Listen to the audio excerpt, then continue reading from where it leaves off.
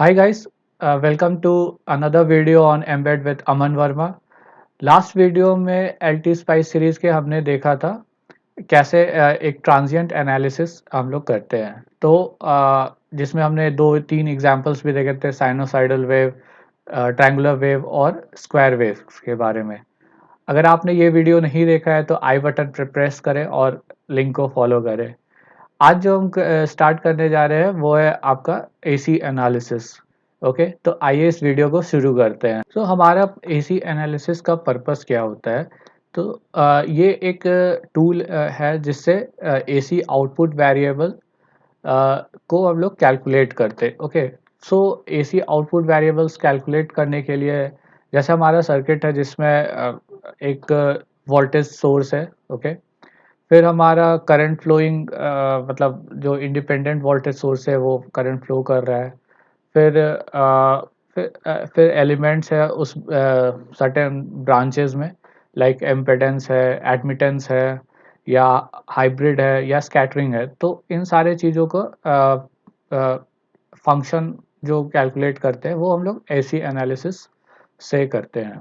Okay, simple example अगर ले तो आरएलसी सर्किट होता है। ओके, और एसी सिमुलेशन कैसे काम करता है अगर इस बारे में बात करें तो हमारा एक मतलब सबसे पहले तो एक डीसी ऑपरेटिंग पॉइंट को कंप्यूट करता है। ओके, और उसके बाद से उसे लीनियराइज किया जाता है। मतलब जो हमारा स्पाइस सिमुलेशन है वो लीनियराइज करता है। फिर स्मॉल और उसके स्मॉल सिग्नल मॉडल्स बनाता है, और जो भी हमारा मॉडल्स जो बनता है उसे उससे ही कैलकुलेट करता है। ओके, और फिर जो हमें डिज़ायर्ड आउटपुट होता है वो एक ट्रांसफ़र फंक्शन की तरह होता है। ओके, ट्रांसफ़र फंक्शन जो हमारा होता है कि एक हर पॉसिबल इनपुट के लिए जो पॉसिबल आउटपुट्स होता है वो हमें कैलकुलेट करके ट्रांसफ़र फंक्शंस देता है। ओके, सो आइए आज एक एग्जांपल देखते हैं एसी एनालिसिस कैसे करते हैं। और जो मैं सर्किट लेने जा रहा हूँ वो बिल्कुल बेसिक आरएलसी सर्किट है। ओके, सो आइए सिमुलेशन स्टार्ट करते हैं। सो एक बार मैं आपको डेमोन्स्ट्रेट कर देता हूँ रफली कैसा हमारा आरएलसी सर्किट होने जा रहा है।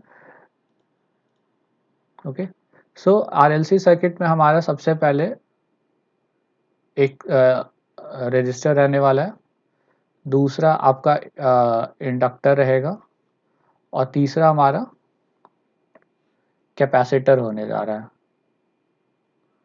Okay, so it's a capacitor, और हमारा यहाँ पे एक एसी सोर्स होने जा रहा है। ठीक है, और जो अगर आपको ध्यान में भी होगा तो हमारा वी इनपुट अगर पॉजिटिव साइड ये है हमारा और नेगेटिव साइड ये है तो हमारा वी इनपुट इधर पे है। ओके, और यहाँ पे हम लोग रेफरेंस नोड रखने जा रहे हैं, that is the ground. Okay, ये कैपेसिटर है, ये इंडक्टर है, और ये हमारा रजिस्टर है। यहाँ पे मैं छोटे वैल्यूज़ लेता हूँ। रजिस्टर के लिए 30 ओम, इसके लिए 20 मिली हेनरी। ओके, और कैपेसिटर के लिए 2 माइक्रो। इस सर्किट को हम लोग बना के देखते हैं अपने सिमुलेशंस एलटी स्पाइस पे। ओके, यहाँ पे मैंने एलटी स्पाइस ओपन कर लिया अपना, और ये मेरा सिमुलेशन विंडो। ओके, यहाँ पे सबसे पहले जैसा कि मैंने बताया आपको कि रजिस्टर ले लेते हैं, इसे रोटेट कर लेंगे। ओके, दूसरा हमारा इंडक्टर है, इसे भी रोटेट कर लेते हैं, और तीसरा हमारा कैपेसिटर है, इसे भी रोटेट कर लेते हैं। ओके, यहाँ पे हमें एक वोल्टेज सोर्स चाहिए होगा जो कि यहाँ से सेलेक्ट करके इसे रोटेट करके प्लेस कर लेते हैं यहाँ पे। ओके, अब हमारा काम है इसे सर्किट को कंप्लीट करना। वायर्स ऐड कर लेते हैं यहाँ पे। ओके,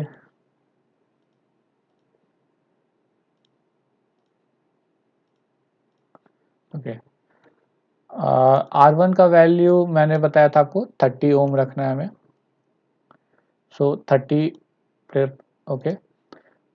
इंडक्टेंस जो हमारा हेनरी में है वो 20 मिली हेनरी का रहेगा, और जो हमारा कैपेसिटेंस है वो 2 माइक्रोफेराड का रहेगा, ओके। और हमारा एक रेफरेंस नोड भी रहने वाला, सॉरी डायोड मैंने सेलेक्ट कर लिया, यहाँ पे रेफरेंस नोड ले लिया है और इसे जोड़ कनेक्ट कर लेते हैं।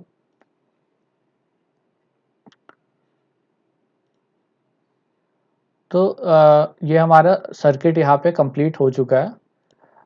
यहाँ पे जो अगला काम है हमारा वो है वोल्टेज सोर्स का रिक्वायरमेंट कंप्लीट करना, ओके। तो देखते हैं वोल्टेज सोर्स का रिक्वायरमेंट कैसे कंप्लीट करते हैं।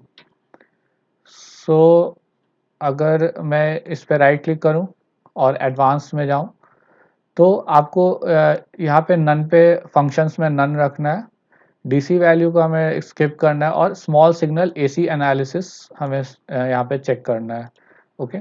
सो एसी एम्पलीट्यूड में अगर मैं 9 वोल्ट का रखता हूँ और हमारा एसी फेस हमारा 0 रहने देते हैं अभी के लिए, और ओके करेंगे तो ये हमारा सिंबल प्लेस हो जाएगा यहाँ पे। इसे मैं थोड़ा ऊपर प्लेस कर लेता हूँ और इसकी विजिबिलिटी जूम इन कर लिया। यहाँ पे हमारा ये एक सर्किट कंप्लीट हो चुका है। अब हमें करना है इसका एनालिसिस करके देखना, और इसके जो भी कैलकुलेशंस मेज़र करने होंगे वो स्टार्ट करने जा रहा हूँ मैं, ठीक है।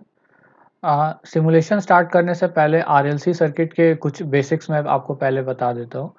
अगर आपको ध्यान में होगा आरएलसी सर्किट के बारे में, तो जो हमारा ये अगर आप देखेंगे रजिस्टर, वो हमारा जो इसका वोल्टेज होता है वो इन फेज होता है, ठीक है। अगर ये हमारा वी आर है, मतलब वोल्टेज अक्रॉस रजिस्टर, ठीक है, और ये हमारा करंट है। मैं इसे दूसरे कलर में ले लेता हूँ, ये हमारा करंट है, ओके। तो ये हमारा रेजिस्टेंस में इन फेज होता है, ओके। ये रेजिस्टेंस हो गया,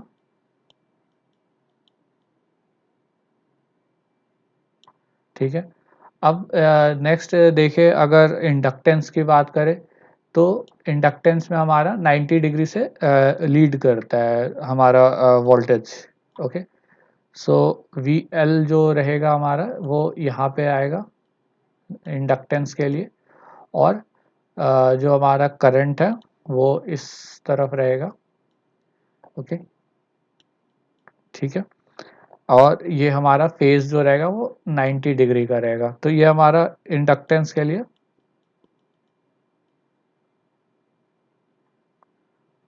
एक सर्किट हो गया, ओके। और अगर आप कैपेसिटेंस का देखें ग्राफ, तो सॉरी, कैपेसिटेंस में हमारा ग्राफ में जो वीसी होता है, जो कैपेसिटिव वोल्टेज होता है, वो 90 डिग्री फेज से लैग करता है, ओके। ये हमारा 90 डिग्री से लैग करेगा, ठीक है।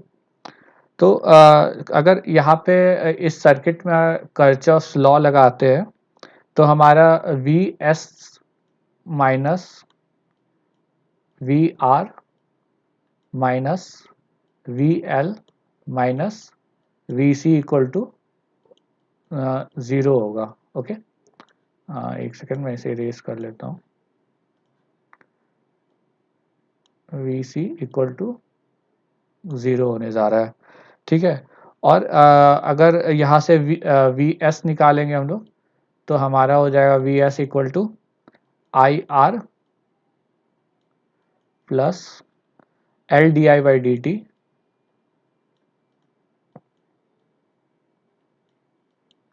Plus Q by C, okay.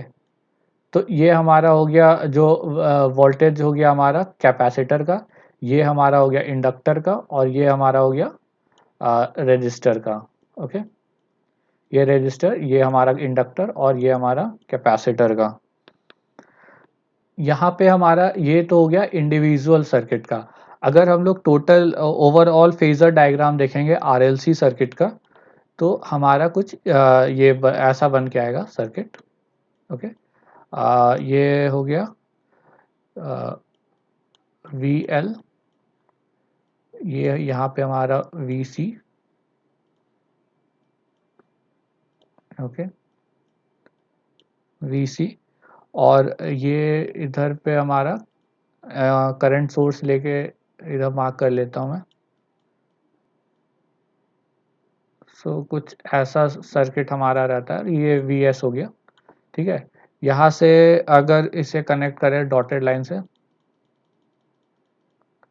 और यहाँ से इसे नीचे लेके कनेक्ट करेंगे, ठीक है, तो ये हमारा एक एंगल बनता है थीटा, और ये हमारा 90 डिग्री है, ये भी हमारा 90 डिग्री है। ठीक है, और ये तो हमारा करंट है ही।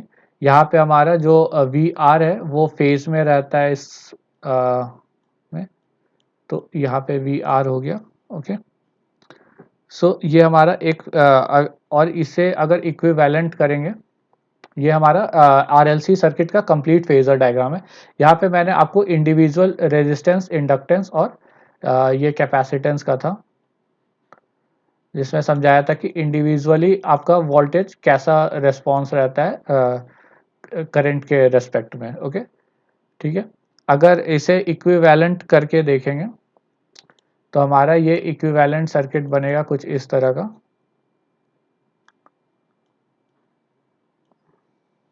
ठीक है, इसे मैं पहले ही स्ट्रेट लाइन में ले लेता हूँ। ओके, यहाँ पे हमारा वी एल माइनस वी सी हो गया, ये हमारा वी एस हो गया, और इधर हमारा वी आर हो गया। ठीक है, और ये हमारा थीटा रह गया, जो कि हमारा फेज है। एक्चुअली थीटा हमारा करंट का फेज है, और ये तो 90 डिग्री पे ही रहेगा, प्लस हमारा ये डॉटेड लाइन से इसे कनेक्ट कर लेते हैं। ये ऑलमोस्ट यहाँ पे रहना चाहिए, एग्जैक्टली कॉर्नर पे लाइन रहना चाहिए।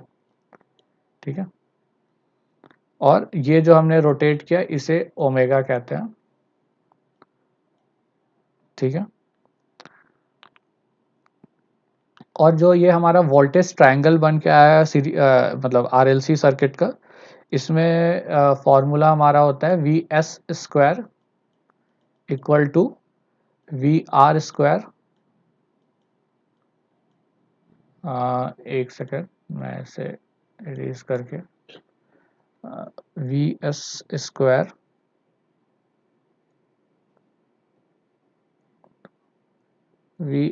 Square equal to V R square plus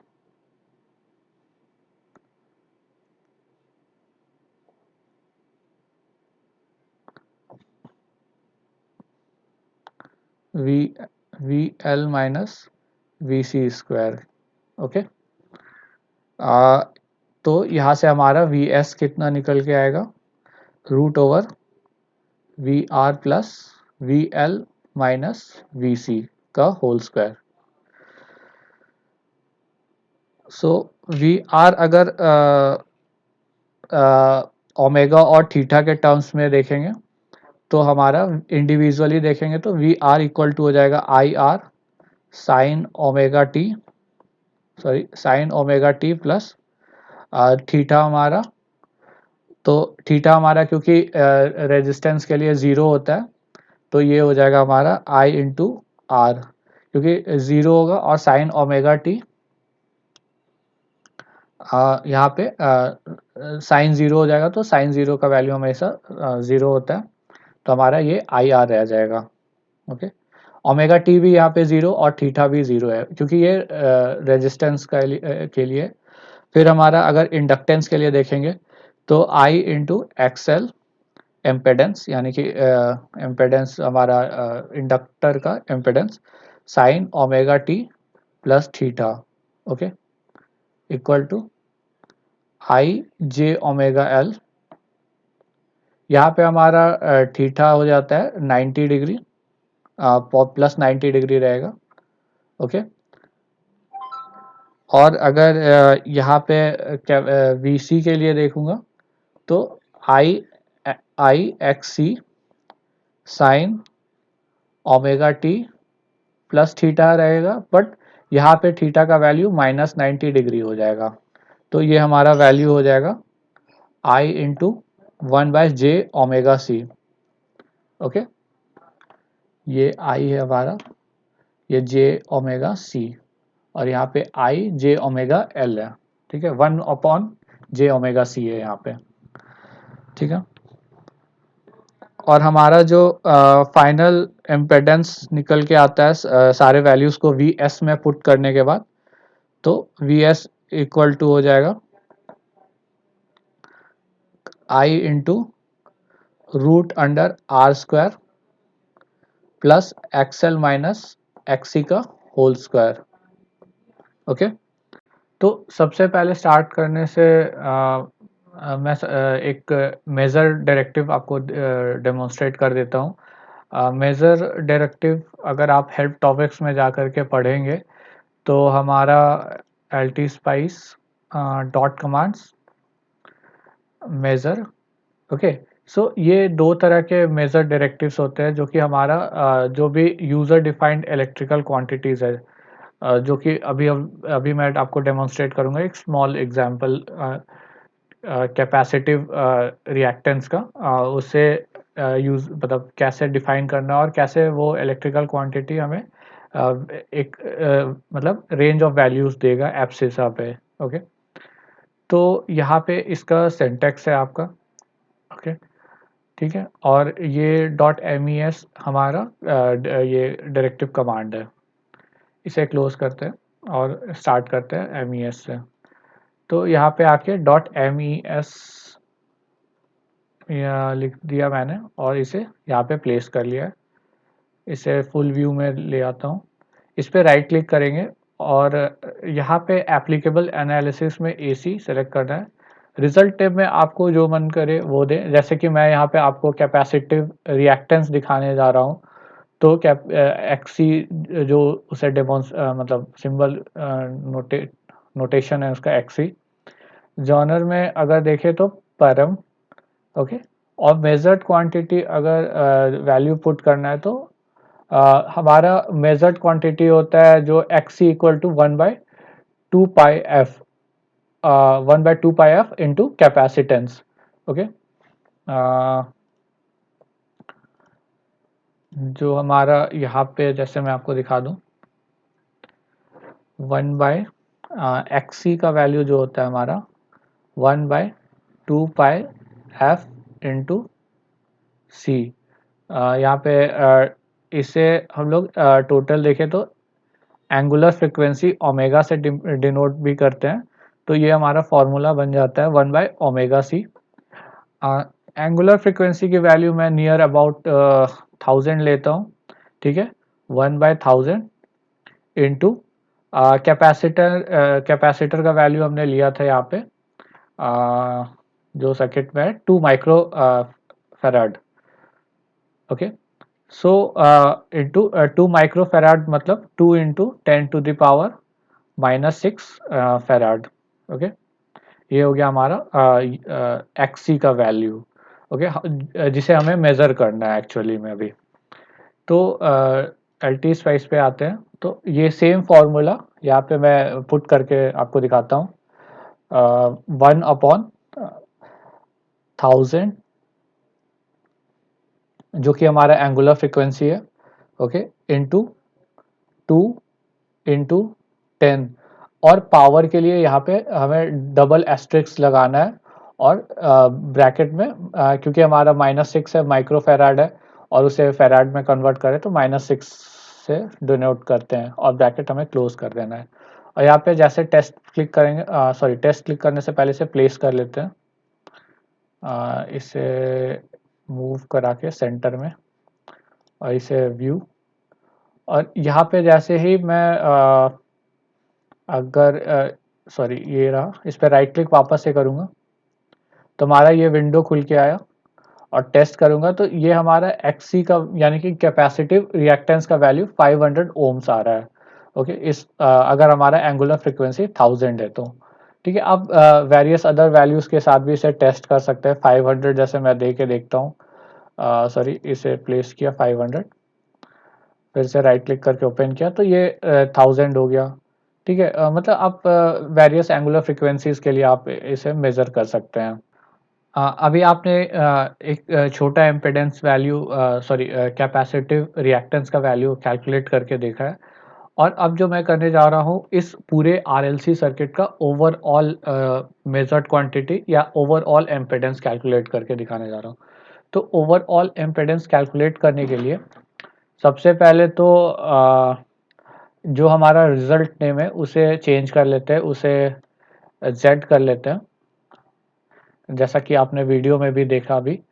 और मेजर्ड क्वांटिटी में अगर वैल्यू देखें तो हमारा जो फॉर्मूला है Z equal to R square plus XL minus XC whole square under root. Okay, so उसे लिखने का एक तरीका होता है जिससे मैं इनबिल्ट फंक्शंस यूज़ करने जा रहा हूँ, जैसे SQRT, POW, ये सारे फंक्शंस मैं यूटिलाइज करके आपको दिखाता हूँ।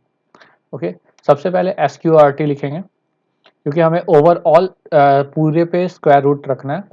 ठीक है, दूसरा है हमारा पावर, क्योंकि हमारा रिएक्टेंस सॉरी रिएक्टर में सॉरी रजिस्टर में हमारा आर स्क्वायर रहता है तो 30,2 रखेंगे। ओके, सो यहाँ पे 30 हो गया आपका रजिस्टर का वैल्यू, और 2 हो गया the times we want to power it. Okay, so like 30 square, it is the same thing, then we have to put plus, then here XL, so for XL again power function रखेंगे,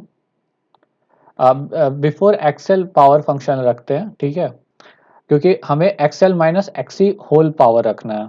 ठीक है, तो यहाँ पे bracket मैंने open किया, power के अंदर क्या लिखना है हमें, XL का वैल्यू हमारा एंगुलर फ्रीक्वेंसी है 1000।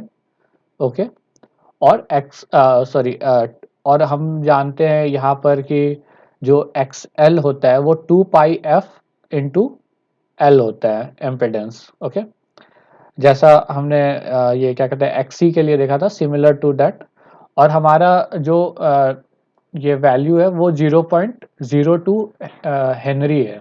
ओके, यानी कि 20 मिली हेनरी है।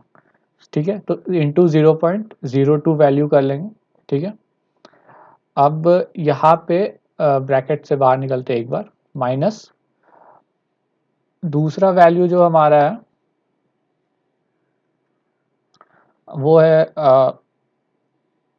ओके, एक ब्रैकेट और ओपन करते हैं यहाँ पे, दूसरा वैल्यू है हमारा XC का, तो ये होता है 1/2 पाई एफ। ओके, 2 पाई एफ इंटू सी, सो हमारा 2 पाई एफ जो हमारा या एंगुलर फ्रिक्वेंसी जो हमने लिया है वो 1000 लिया है, इंटू जो हमारा कैपेसिटेंस है वो हमारा 0.2 या 2 सॉरी 2 माइक्रोफेराड है, तो 2 इंटू 10⁻⁻⁶। ओके, ठीक है, हमारा कुछ ऐसा थोड़ा कॉम्प्लेक्स सा दिख रहा होगा ये, पर हमारा कुछ ऐसा वैल्यू होने वाला है। ठीक है, इसे इसे टेस्ट करते हैं, इसे प्लेस करते हैं पहले तो। ओके, और इसे सेंटर में लेके मैं मूव कर देता हूँ, इसे फुल व्यू। ठीक है, थोड़ा बड़ा फंक्शन है, कोई दिक्कत नहीं है, आपको इससे भी बड़े फंक्शंस लिखने पड़ सकते हैं। फिर से वापस से इस पर राइट क्लिक किया मैंने, टेस्ट किया, और यहाँ पे जेड फेल्ड है क्योंकि यहाँ पे मैंने शायद कुछ कैलकुलेशन कुछ ब्रैकेट के मिस्टेक्स कर दिए हैं, तो मैं एक बार रीचेक कर लेता हूँ इसे। तो यहाँ पे मुझे लग रहा है कि जो मैंने गलती की है वो ब्रैकेट्स के ऊपर है, प्लस मैंने जो पावर फंक्शन दिया है उसका वैल्यू भी नहीं दिया है। तो मैं यहाँ से ब्रैकेट एक यहाँ पे हटा देता हूँ। ये ब्रैकेट यहाँ पे मैं एक ऐड किया और यहाँ से हटा के यहाँ पे भी हटा दिया मैंने। यहाँ पे एक ब्रैकेट और ऐड किया, ठीक है। एंड में first bracket close, second bracket close, third bracket close. Third bracket यहाँ पे क्लोज हो रहा है, तो यहाँ पे कॉमा देके पावर 2 देना है हमें, और ये हमारा fourth bracket close, first close, यहाँ पे 6, second close, third close, third close के बाद से एक फोर्थ क्लोज, और फाइनल हमारा क्लोज हो गया। ओके, इसे प्लेस कर लेते हैं। ये फार्मूला अब हमारा सही हो चुका है। काफ़ी लेंदी फार्मूला है, बट कोई दिक्कत नहीं है, इससे भी लेंदी फार्मूलाज आते हैं। इसे अरेंज कर लिया हमने, और इसे अगर अब राइट क्लिक करके अगर मैं टेस्ट करूंगा तो ये अप्रॉक्सीमेटली आपको Z का वैल्यू, यानी कि जो हमारा ओवरऑल एम्पेडेंस होगा, वो वैल्यू हमें कैलकुलेट करके डिस्प्ले कर रहा है। ओके, सो ओके करते हैं। अब आगे देखते हैं कि AC एनालिसिस पैरामीटर्स कैसे सेट करते हैं इसमें। तो सिमुलेट पे जाकर के एडिट सिमुलेशन कमांड, और यहाँ पे हमारा AC एनालिसिस टैब में जाएंगे। हमारा टाइप ऑफ स्वीप लीनियर है। ओके, नंबर ऑफ पॉइंट्स मैं 300 ले लेता हूँ। स्टार्ट फ्रीक्वेंसी 10 हर्ट्ज का रहेगा, और एंड फ्रीक्वेंसी 2 किलो हर्ट्ज का रहेगा। ओके, सो यहाँ पे ओके कर दिया। ये आपका फॉर्मूला आ गया AC लीनियर स्वीप का, यानी कि AC लीनियर स्वीप या AC लीनियर एनालिसिस का। ओके, सो अब यहाँ पे हम लोग रन करके देखेंगे कमांड को। यहाँ पे हमारा वेव फॉर्म कुछ भी नहीं आया है, बट हमें प्रोब सेट करना रहेगा। अब प्रोब हमें कहाँ सेट करना रहेगा, तो यहाँ प्लॉट करने से पहले मैं कुछ लेवल्स प्लेस कर लेता हूँ। जैसे हमारा V इनपुट का लेवल रहेगा, यहाँ पे प्लेस कर लेते हैं V इनपुट। ओके, एक लेवल V1 कर लेते हैं, जो कि ये पॉइंट रहा हमारा, और एक लेवल और V2 प्लेस कर लेते हैं, ठीक है।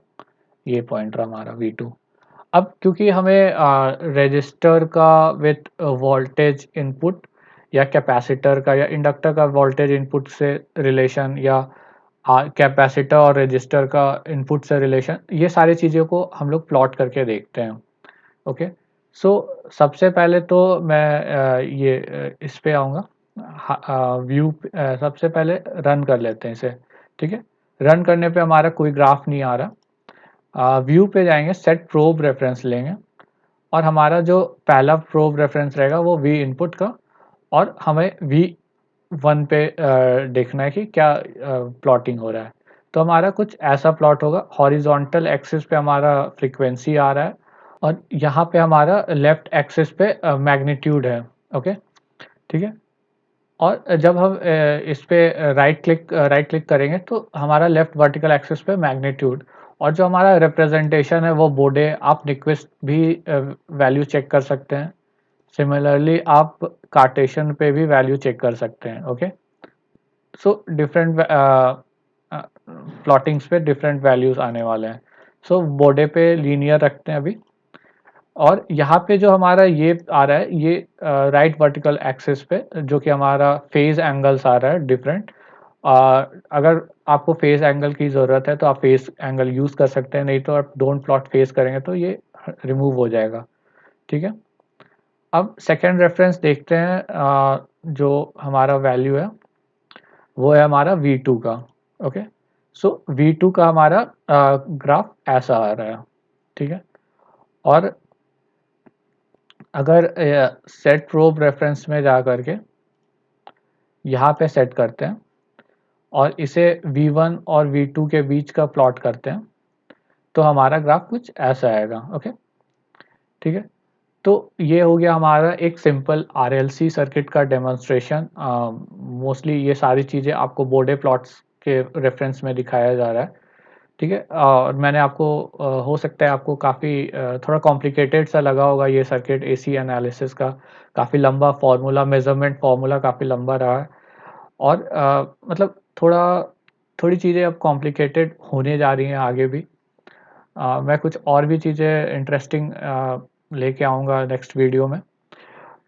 होपफुली आपको ये चीज़ें समझ में आ रही होंगी और आप फ़ॉलो अप कर पा रहे हैं। अगर आपको किसी भी तरह का डाउट हो रहा हो, कमेंट सेक्शन में बिल्कुल बेझिझक पूछें। इसके बाद से जो नेक्स्ट हमारा होने वाला है वो प्रोबेबली मैं डायोड सर्किट्स दिखाऊँगा या किसी छोटे गेट्स वगैरह के सर्किट्स दिखाऊँगा इम्प्लीमेंट करके। तो नेक्स्ट वीडियो का वेट करें और इस वीडियो को लाइक करें, शेयर करें और चैनल को सब्सक्राइब करें। अपने फ्रेंड्स के साथ बिल्कुल शेयर करें और उन्हें भी बोलें कि इस कम्युनिटी को ग्रो कराने में हेल्प करें क्योंकि काफ़ी कम मटेरियल्स ऐसे मिलते हैं जो आपको एलटी स्पाइस जैसे टूल को यूज़ करके मतलब चीज़ों को समझाना थोड़ा मतलब करना आसान होता है, जब आप समझाते हो किसी को तो वो मुश्किल होता है। तो ऐसे ही सपोर्ट करते रहें चैनल को और मैं आपके लिए एक से बढ़िया एक कंटेंट लाता रहूँगा। Thank you very much.